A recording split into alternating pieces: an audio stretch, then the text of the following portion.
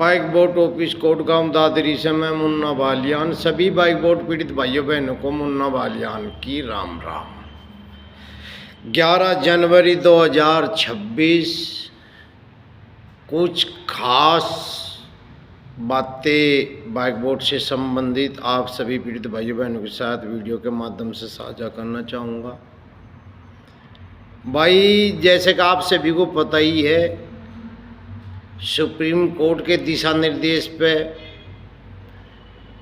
High court NCLT के समक्ष जो हाई कोर्ट एनसीएलटी आईओ ने जो लिक्विडेटर जो बनाया है उसके समक्ष जो हमें अपने दावे पेश करने थे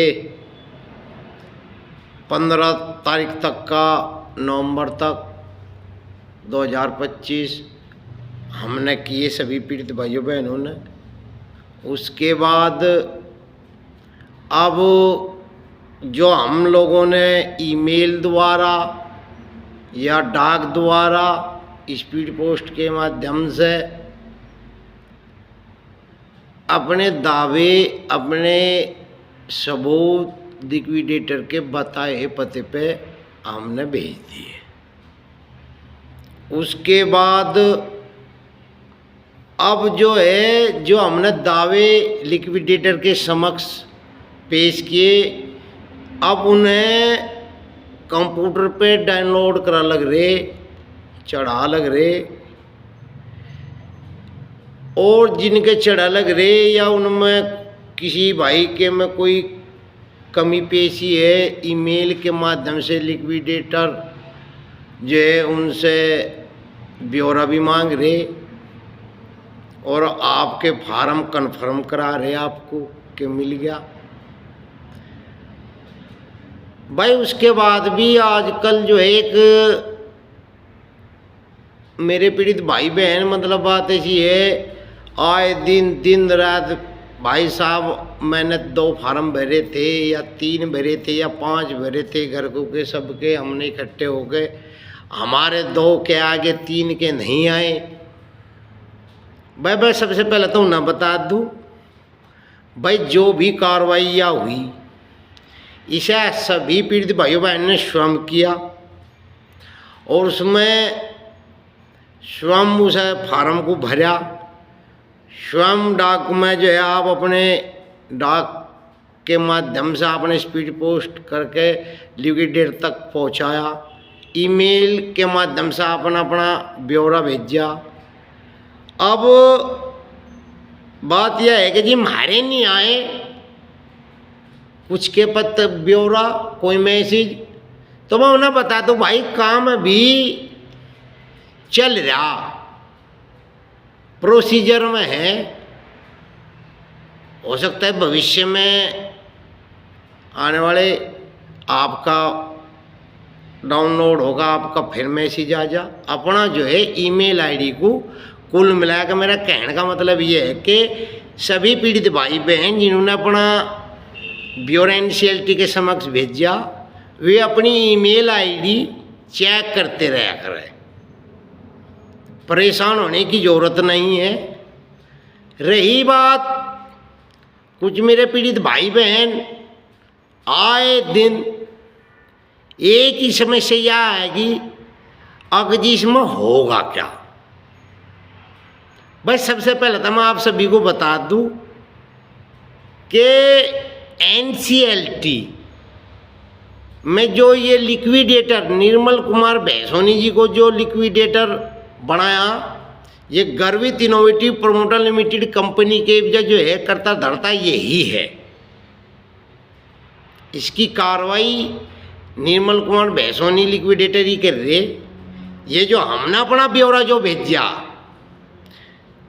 या जो प्रक्रिया उनकी जारी है जो चल रही या जब पूरी हो जाएगी इसको ये लिखित में लिक्विडेटर जो है कोर्ट के समक्ष आपका ब्यौरा पेश करेगा।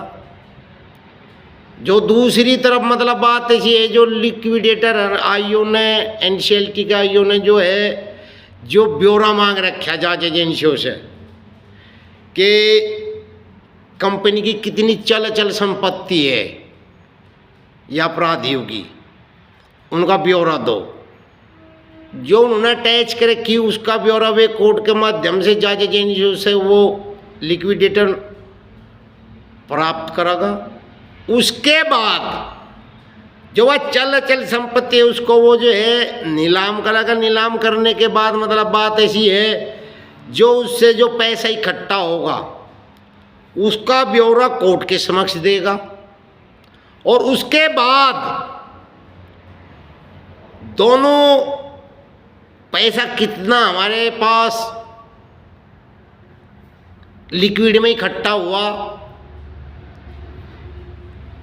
उसकी कीमत प्लस देनदारी, यानी कि जो हम लेने वाले हैं जिन्होंने अपना दावा पेश किया उनका पैसा जोड़े जगह कितना बैठा। उसके बाद वे जो है जो भी उनका अपना देने की जो प्रक्रिया है वहाँ से वह शुरू करेंगे।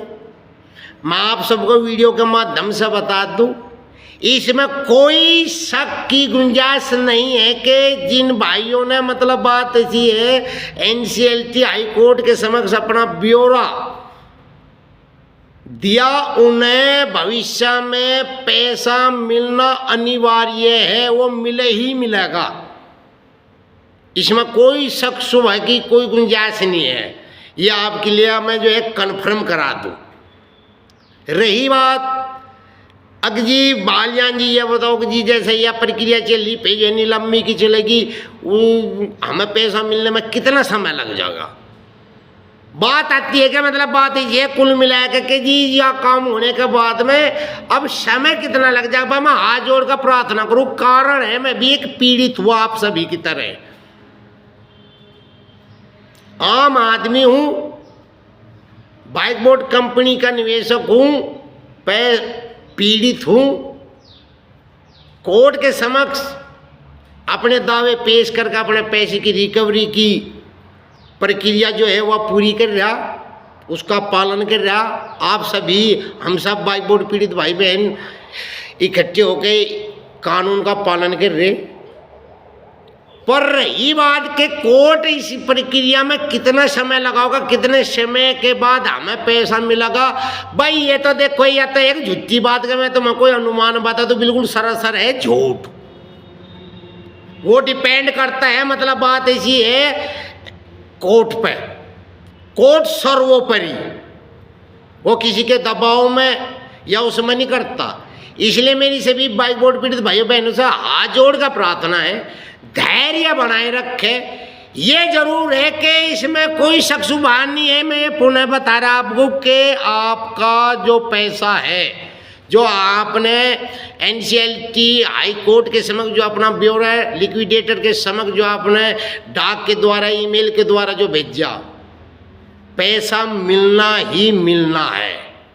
रही बात एक और, अगर जी हमने जो फार्म तो भरा पर हमें कोई ब्यौरा आया मिला ही नहीं लोग का, हमें कोई मैसेज आया ही नहीं।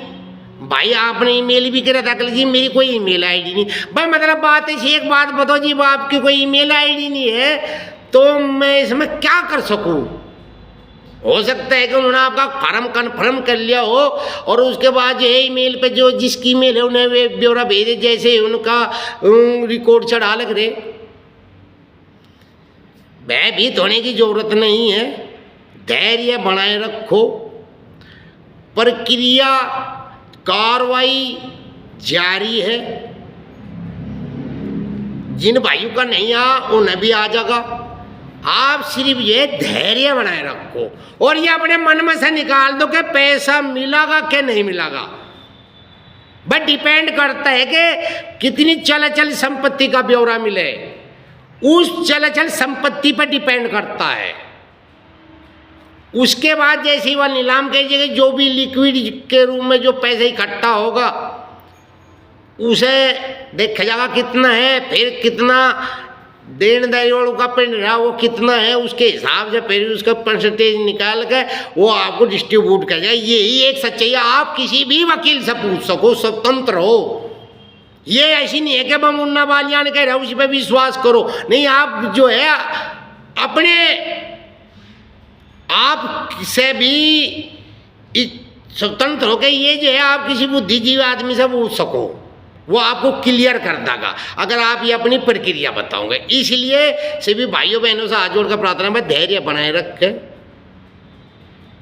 कार्रवाई चल रही, जैसे कोई नई अपडेट होगी वो आप सबको वीडियो के माध्यम से, ग्रुप के माध्यम से आप सबको प्राप्त कराई जाएगी। इन्हीं शब्दों के साथ मैं अपनी वाणी को विराम देता हूँ। जय हिंद, जय भारत।